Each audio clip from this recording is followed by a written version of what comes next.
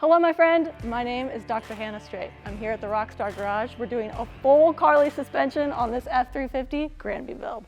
I can't wait to get started.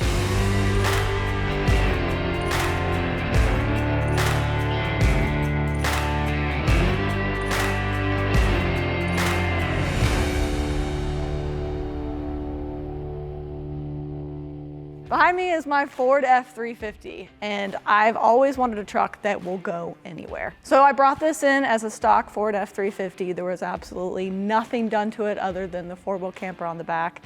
We did a full custom Carli suspension with front Carli coil springs, rear springs, king shocks. We did the front bumper with the winch, the rear bumper. We got the trophy hitch on the back for the extra large 37-inch tire. It has just been a full wraparound. It's a completely different build. I've worked on trucks before, but I've never seen the actual nitty-gritty that goes into like a full suspension swap. What I was so grateful for is that I got the opportunity to work right alongside Dan and Blake, see every step of the way, the process. It really gives you a whole new respect to how much work goes into this suspension. We're gonna take a full wrap around the truck and just discuss quickly what all we did to this. So starting with the front end, we have a Fab4's front full premium winch bumper. It's got the full guard. I had to do that to balance this monstrosity of this rig. On it we have the Baja SAE fog lights and Squadron Pro lights for off-roading. We got the M15S Warn winch up front, and then down below in terms of suspension, what do we have up front? Well, you talked about balance, and that's a big thing with a bumper like this, is you're adding a ton of weight to the front, especially with that winch that you've got. She actually balanced the front to the rear. You've got the same bumper in the rear. The cool thing that we've got going on here is that with the coil springs, they're linear rate, which means even if you do add a little bit of excess load like she has with this bumper, winch, lighting, whatever, it's going to equally load that spring, not collapse out the first initial progressive rate of a coil spring, which results in a much stiffer ride and reduced suspension travel. So overall, even a heavy setup like this only reduced the height of the truck a ½ inch from its intended stance. And the cool part is, in the rear, it kind of did the same with the addition of the trophy hitch and the full-size spare tire combo, plus that heavy bumper.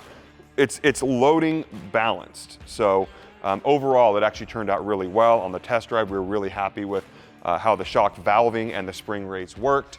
Additionally, for those big, heavy wheel and tire addition that she has there, we did the high and low mount steering stabilizers and a front differential guard, which is where that lower steering stabilizer mounts to ensure that if she encounters something in the trail, it doesn't cost her a differential. Yes, let's avoid that. Real quickly, I'll talk about the tires. I've got 37-inch Mickey Thompson Baja Boss all-terrain tires with the Mayhem 17-inch wheels. Got to get as much sidewall as possible. One more cool thing up front with the King shocks that we did here. They're a very expensive shock. You have a lot of spring rate pushing out. So we actually do a limit strap off of our radius arm. There's a lot of reasons to run these radius arms.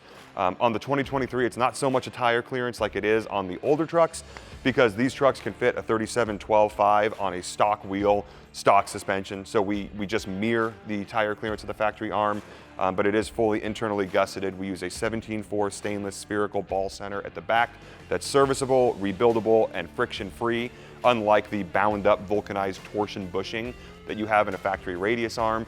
And then there's, again, provisions for limit straps on the front, and we set those so basically it tightens up on the last ½ inch of travel. That way you're not sitting there with the entire load of your front axle and the spring rate pushing out on the internal like snap ring that holds your shock together.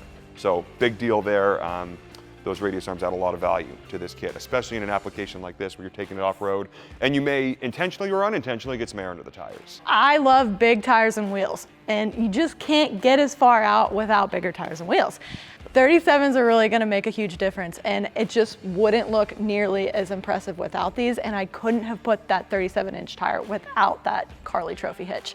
So if you're looking for a way to have beefier, cooler tires, you gotta get the Carli trophy Yeah, that hitch. was one of the big things, is our products are born from necessity. And when you have a camper in the back, all your usable space here is accounted for. Right. But you can't go into the middle of nowhere with these large wheels and tires and not have a spare. So we use the factory winch. You push your tire under there, you put the factory winch cable through, because our trophy hitch utilizes that.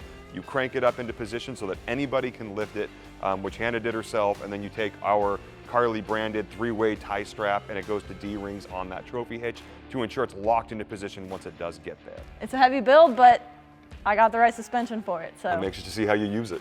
Yeah, we'll see. It's for sure capable, no more excuses. Use the skinny pedal. And that about wraps it up. When I say it was a completely full build, I'm not joking. It looks amazing. It was a great 3 days. Yes, we killed it. Amen. Also wanted to give a huge thank you to Rockstar Performance Garage. Thanks to them, I was able to work with all of their brands and work in this garage and the shop.